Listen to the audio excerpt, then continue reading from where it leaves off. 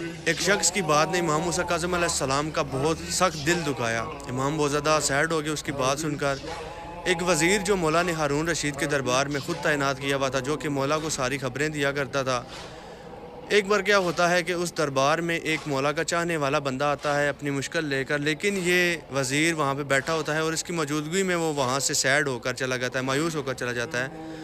تو اب وہ امام موسیٰ کاظم علیہ السلام کے چاہنے والا تھا، اور اس وزیر کو مولا نے صرف اس وجہ سے وہاں پہ چھوڑا ہوا تھا، مطلب کہ وہاں پہ رہنے کی اجازت دی ہوئی تھی کہ وہاں پہ میرا کوئی چاہنے والا ہے، کوئی اس طرح بندہ ضرورت مند بندہ ہے تو وہاں پہ تم نے اس کی ہیلپ کرنی ہے، کوئی اور کرے نہ کرے۔ تو اس طرح سے وہ سیڈ ہو کر چلا گیا۔ اب یہ وزیر سال میں صرف ایک مرتبہ ملتا تھا مولا سے، ملاقات ہوتی تھی جو کہ حج کے ٹائم ہوتی تھی۔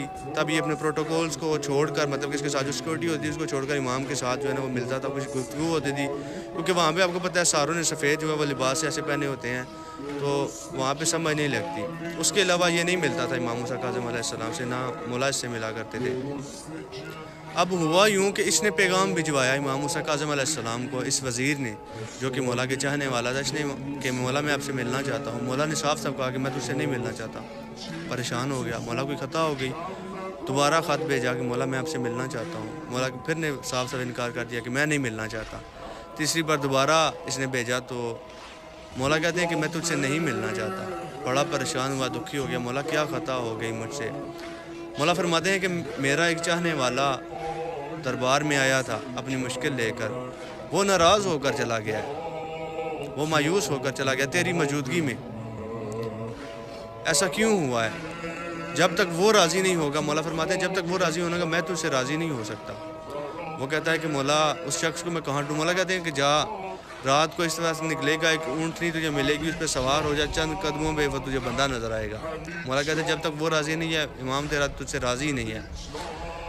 اس شخص نے کہا کہ مولا میں مدینے کیسے جا سکتا ہوں، اتنا دور لمبا سفر ہے یہ وہ، مطلب اس نے کہا کہ میں مطلب نا اتنی سیکورٹی میرے آگے پیچھے ہوتی ہے ہارون رشید ملعون کی، وہ مجھے کہاں پہ جانے دیں گے ایسے؟ مولا کہتے ہیں کہ تو جب تک وہ تجھے شخص معاف نہیں کرے گا میں تجھے معاف نہیں کروں گا۔